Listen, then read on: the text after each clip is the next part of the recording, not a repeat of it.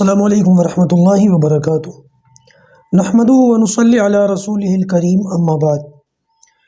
امید کرتا ہوں کہ آپ تمام ساتھی خیر و عافیت سے ہوں گے اور تمام کلاسز آپ دیکھ رہے ہوں گے۔ اللہ تبارک و تعالیٰ آپ تمام لوگوں سے راضی ہو۔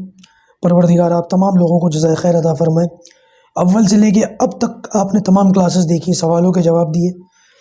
اب انشاءاللہ ہمارے یہ جو سلسلہ ہے فی الحال ہم اس کو یہیں روکتے ہیں۔ آج ہی ہماری آخری کلاس ہے، سبق نمبر 13 ہمارا مکمل ہو جائے گا۔ پھر انشاءاللہ عز و جل سبق نمبر 14 سے ہم عید الفطر کے بعد دوبارہ اپنے سلسلے کی شروعات کریں گے اور 40ویں سبق تک اس کو مکمل کریں گے۔ اللہ تعالیٰ سے دعا کیجیے گا اللہ تعالیٰ آسانی کا معاملہ کرے، کیونکہ ابھی ہم نے بہت ساری چیزیں بیچ میں چھوڑ رکھی ہیں، ان کو بھی مکمل کرنا ہے۔ سیرت نبی کریم صلی اللہ علیہ وسلم، آپ صلی اللہ علیہ وسلم کی سیرت ہے، پوری بایوگرافی ہے، وہ بھی چل رہی ہے۔ اور آپ صلی اللہ علیہ وسلم کی پیدائش سے لے کر آپ صلی اللہ علیہ وسلم کی ہجرت تک جتنی چیزیں تھیں ساری اس میں آ گئی ہیں۔ اب ہجرت کے بعد کے جو حالات ہیں اس پر بات شروع کریں گے عید الفطر کے بعد، ساتھ میں یہ بھی شروع کرنا ہے۔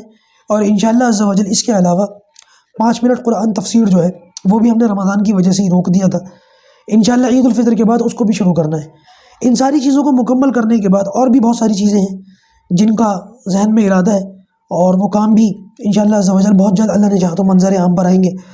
اللہ تعالیٰ سے آسانی کی دعا کریں اور قبولیت کی دعا کریں، اور اسی طریقے سے آپ جڑے رہیں، سیکھتے سکھاتے رہیں اور دوسرے لوگوں کو بھی جوڑتے رہیں، تاکہ اس فتنوں کے دور میں کسی نہ کسی درجے میں ہمارا ایمان بچ جائے۔ بس یہ ہماری فکر ہے، کیونکہ جس طریقے کے اس وقت حالات ہیں، ان حالات کو دیکھتے ہوئے ایسا لگ رہا ہے کہ اللہ حفاظت فرمائے، اب ایمان گیا تب ایمان گیا۔ وہ جیسے نبی کریم صلی اللہ علیہ وسلم نے فرمایا تھا نا کہ بہت سے لوگ ایسے ہوں گے کہ صبح ایمان والے ہوں گے، شام تک وہ ایمان سے نکل جائیں گے، شام کو ایمان والے ہوں گے، صبح ایمان سے نکل جائیں گے۔ وہ حالات اس وقت آنکھوں سے ہم اپنی آنکھوں سے مشاہدہ کر رہے ہیں، دیکھنے میں آ رہے ہیں۔ اللہ ہم سب کی ہماری نسلوں کی حفاظت کرے۔ دین بچانے کا صرف ایک ہی ذریعہ ہے کہ دین سیکھیں اور دیندار لوگوں سے اپنے تعلق کو مضبوط رکھیں، اس کے علاوہ اور کوئی چارہ نہیں ہے۔ چلیے بہرحال کل تک ہمارا سبق جہاں پر مکمل ہوا تھا، آج ہم وہیں سے اس کے آگے سے ہم اس کی شروعات کرتے ہیں، کیونکہ حیض کے مسائل چل رہے تھے اور خواتین کے متعلق ہیں، کیونکہ یہ جو ہم نے بیسک لیول کا جو کورس ہے نا، یہ خواتین، کیونکہ اس کے دو الگ الگ وہ ہیں، مردوں کے لیے الگ ہے، عورتوں کے لیے الگ ہے، تو ہم نے عورتوں والا جو سلیبس ہے اس کو فوکس کیا تھا اور اسی کو ہم سیکھ رہے تھے۔ فی الحال یہ 40 سبق اس کے یہ مکمل ہو جائیں گے، تو پھر مردوں کا بھی ایک الگ ہے، مردوں کا بھی 40 دنوں کا 40 سبقوں کا کورس ہے۔ پھر اللہ نے چاہا تو اس کی بھی کسی نہ کسی موقع پر شروعات کریں گے، اللہ تعالیٰ نے چاہا تو۔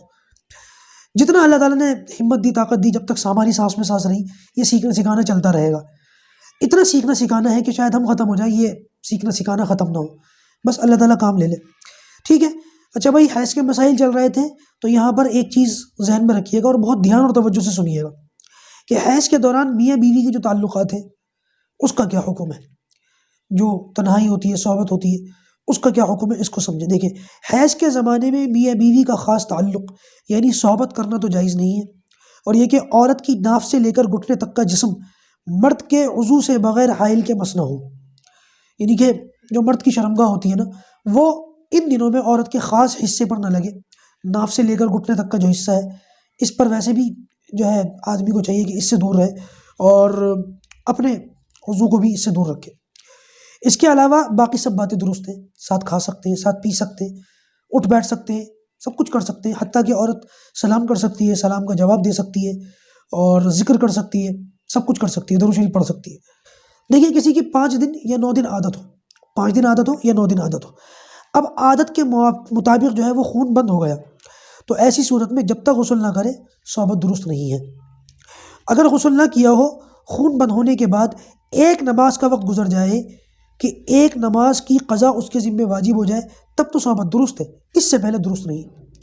عادت ہے نا 5 دن کی ہے، 9 دن کی ہے، اس صورت کے اندر جیسے ہی عادت کے مطابق بلڈ بند ہو گیا، خون آنا بند ہو گیا، تو فوراً میاں بیوی ملاقات نہ کریں۔ اگر اتنا وقت گزر جاتا ہے بغیر غسل کے تو ملاقات نہ کریں، اور اگر غسل کیے بغیر اتنا ٹائم گزر گیا کہ بلڈ بند ہونے کے بعد ایک نماز کا قضا ہونے کا ٹائم گزر گیا، ایک نماز کا پورا ٹائم گزر گیا، ایک نماز قضا ہو گئی، اب بغیر غسل کے بھی یہ لوگ ملنا چاہیں تو مل سکتے ہیں، ٹھیک ہے نا، اس کی بہرحال پھر اجازت ہے۔ اگر عادت 5 دن کی تھی اور خون 4 دن آ کر بند ہو گیا تو ایسی صورت میں غسل کر کے نماز پڑھنا واجب ہے، لیکن جب تک 5 دن پورے نہ ہو جائیں صحبت کرنا درست نہیں، کیونکہ اندیشہ ہے کہ خون پھر نہ آ جائے۔ 5 دن عادت تھی، 4 دن آنا بند ہو گیا، تو جب بند ہو گیا تو نماز پڑھنا شروع کر دے، لیکن شوہر کے قریب نہ جائے، کیونکہ بہت ممکن ہے کہ دوبارہ آ جائے، امکانات ہے، پاسبلٹیز ہیں، یقیناً نہیں ہے۔ تو جب 5 دن پورے ہو جائیں پھر شوہر کے پاس جائے۔ 4 دن پورے ہونے پر، یعنی کہ عادت سے 1 دن پہلے خون آنا بند ہو جائے تو نماز روزہ تو شروع کر سکتی ہے، لیکن شوہر کے قریب احتیاطاً نہ جائے، یہ بتایا جا رہا ہے اس مسئلے کے اندر۔ اچھا بھائی، اگر 1-2 دن خون آ کر بند ہو گیا تو غسل کرنا واجب نہیں، وضو کر کے نماز پڑھ لے، لیکن ابھی تعلق قائم کرنا درست نہیں۔ اگر 15 دن سے پہلے دوبارہ آ جائے تو سمجھا جائے کہ وہ حیض کا زمانہ تھا۔ اب عادت دیکھ کر جتنے دن حیض کے ہوں وہ نکال کر باقی دن کی نماز قضا کرے، اور اگر 15 دن گزر گئے اور خون نہیں آیا تو وہ 1-2 دن استحاضہ کے سمجھے، اور جو نمازیں ان دنوں چھوڑی تھی ان کی قضا پڑھے۔ ٹھیک ہے، اس کو دھیان سے سنیے، توجہ سے سنیے، پھر انشاءاللہ سمجھ میں آ جائے گا۔ اچھا بھائی، نماز روزے کے بالکل آخری وقت میں حیض بند ہو جائے تو کیا حکم ہے؟ اس میں چند پوائنٹس ہیں، ان کو سمجھ لیجیے۔ اگر حیض بالکل نماز کے آخری وقت میں بند ہوا تو دیکھا جائے گا کہ اگر 10 دن سے کم آیا اور ایسے وقت بند ہوا کہ وقت بالکل تنگ ہے کہ جلدی اور پھرتی سے غسل کے فرائض ادا کر کے غسل کر کے اتنا وقت باقی رہتا ہے کہ جس میں صرف ایک مرتبہ اللہ اکبر کہہ کے نیت باندھ سکتی ہے، اس سے زیادہ کچھ نہیں پڑھ سکتی، تب بھی نماز اس پر واجب ہو گئی، قضا نماز پڑھنا پڑے گی۔ ٹھیک ہے نا، یہ بات سمجھے اچھی طرح سے کہ نماز کا وقت ختم ہو رہا تھا اور مینسز آنا بند ہو گئے، پاک ہو گئی۔ اگر اتنا وقت ہے ابھی نماز کا وقت ختم ہونے میں کہ جلدی جتنا جلدی ہو سکے صرف فرض ادا کرے غسل کے، پھرتی سے پاک ہو جائے اور جلدی سے مصلی پر کھڑے ہو کر کے اللہ اکبر کہہ سکتی ہے، صرف اتنا وقت بھی مل گیا تو یہ نماز بھی پڑھنی پڑے گی، یہ نماز معاف نہیں ہوگی، یہ بتایا جا رہا ہے اس میں۔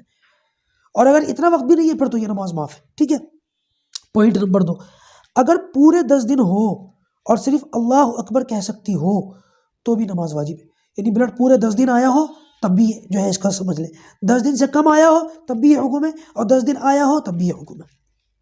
نمبر 3، اگر رمضان شریف میں رات کو پاک ہو گئی، بلڈ آنا بند ہو گیا، رات کا ٹائم تھا، تو ایسی صورت میں اگر پورے 10 دن تک حیض آیا ہو اور ایسے وقت میں پاک ہوئی کہ صرف اللہ اکبر بھی نہیں کہہ سکتی کہ سحری کا وقت ختم ہو گیا، تب بھی صبح کا روزہ واجب ہے، اس کو چاہیے کہ نیت کرے اور صبح کو غسل کر لے۔ ٹھیک ہے نا، رات کو پاک ہو گئی تھی اور بلڈ آنا بند ہو گیا تھا اور ایک اللہ اکبر کہنے کا بھی وقت نہیں ملا، لیکن روزے کا معاملہ دوسرا ہے، نماز کا معاملہ نہیں ہے۔ سحری ختم ہو گئی، سحری سے پہلے پہلے پاک ہو گئی، سحری کا وقت ختم ہونے سے پہلے پہلے پاک ہو گئی، چاہے ذرا سی دیر کے لیے پاک ہوئی ہو، تو یہ روزہ رکھ لے، کیونکہ پاکی جو ہے نا وہ نماز کے لیے شرط ہے، روزے کے لیے شرط پاکی نہیں ہے۔ البتہ حیض کے اندر جو ہے وہ روزے نہ رکھے، لیکن جب یہ ختم ہو جائے تو اب پاک ہونے کا انتظار کرے نہ کرے، لیکن روزہ بہرحال رکھ لے۔ ٹھیک ہے نا۔ پوائنٹ نمبر 4، اگر 10 دن سے کم حیض آیا، پورے 10 دن نہیں اس سے کم آیا، اور ایسے وقت پاک ہوئی کہ صرف فرائض غسل ادا کر کے غسل تو کر لے گی لیکن روزے کا وقت ختم ہونے سے پہلے اللہ اکبر نہیں کہہ سکتی، تب بھی روزہ واجب ہوگا۔ ٹھیک ہے نا، روزہ وقت ختم ہو رہا تھا روزے کا، اور روزے کا وقت ختم ہونے سے پہلے پہلے پاک ہو گئی اور جلدی سے غسل کر لے، اللہ اکبر بھی نہیں کہہ سکتی، لیکن پاک ہو گئی تھی روزے کی ڈیوریشن پوری ہونے سے پہلے، اب اس روزے کی قضا کرے گی بعد میں۔ نمبر 5، اگر 10 دن سے کم آیا، 10 دن سے کم آیا اور ایسے وقت بند ہوا کہ پھرتی سے غسل کرنے کا بھی وقت نہیں ہے تو روزہ رکھنا جائز نہیں ہے، سارا دن روزے داروں کی طرح رہے، پھر اس کے بعد قضا کرے۔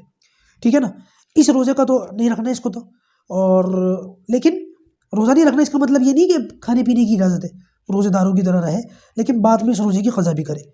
روزے داروں کی طرح رہنے کا یہ مطلب ہے کہ آرام سے دھڑلے سے کھائے پیے نا، اگر خدا نہ خواستہ کوئی بیماری ہے، کمزوری ہے تو کھا لے اور پی لے، پھر اجازت ہے اس کی۔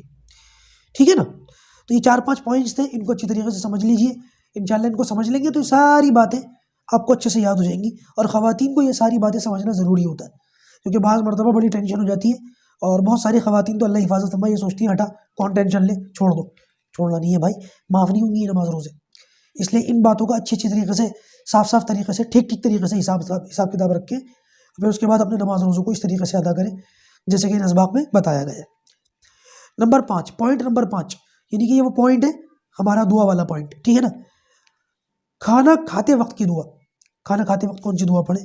تو دیکھیے، کھانا شروع کرتے وقت کیا دعا پڑھنی ہے؟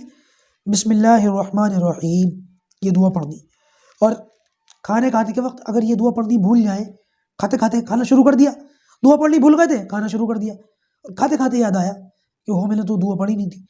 تو علماء نے فرمایا کہ اس وقت یہ پڑھ لے بسم اللہ اولہ وآخرہ. یہ جو بسم اللہ الرحمن الرحیم ہے نا، یہ سنن ابو داؤد جلد نمبر 2 صفحہ 173 پر یہ حدیث موجود ہے.